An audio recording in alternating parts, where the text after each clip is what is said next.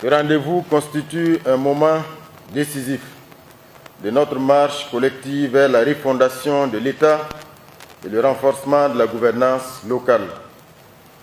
Je voudrais, avant de poursuivre, vous transmettre les chaleureuses salutations ainsi que les encouragements du camarade président du Faso, le capitaine Ibrahim Traoré. Il place la décentralisation au cœur de son action comme un outil stratégique pour garantir la participation populaire et promouvoir un développement équitable, durable et harmonieux de notre nation.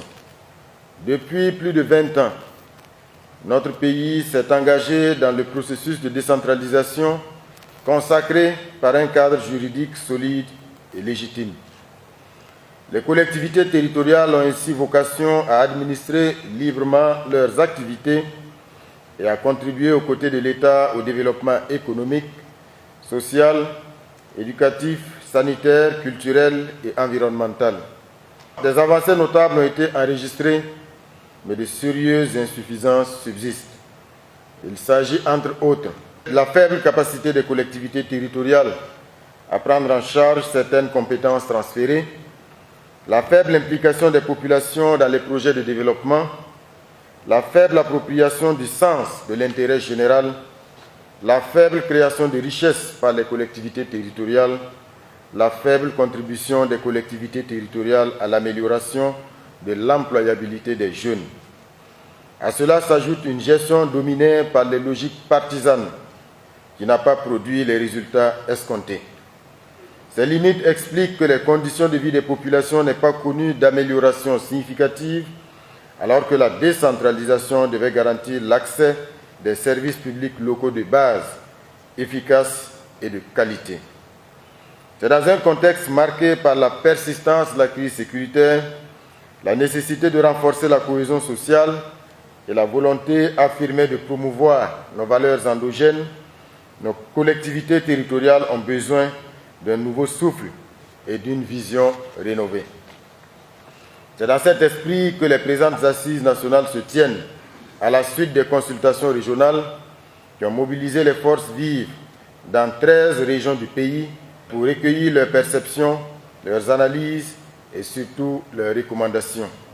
L'organisation des États généraux de la décentralisation s'inscrit dans la dynamique impulsée par le camarade président du Faso à travers la révolution progressiste populaire pour une refondation audacieuse, inclusive et durable de notre nation.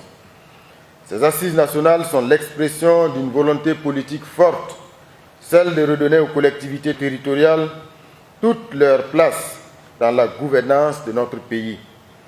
Elles traduisent également l'engagement du chef de l'État de promouvoir une décentralisation véritablement ancrée dans nos réalités socio-culturelles, centrée sur les besoins des populations et en phase avec les exigences de la souveraineté, de résilience et de transformation structurelle.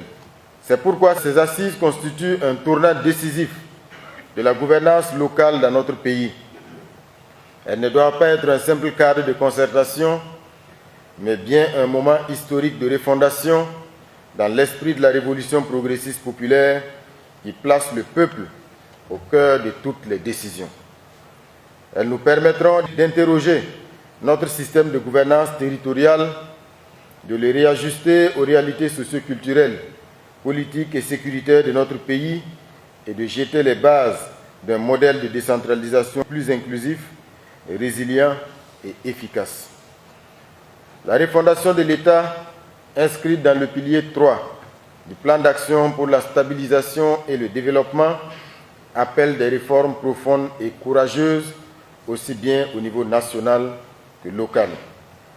Elle nous offre l'opportunité de bâtir un nouveau pacte social entre l'État et les collectivités territoriales, fondé sur la justice sociale, la légitimité des institutions locales, la promotion de l'intérêt général, la participation active des citoyens, l'équité et la redevabilité.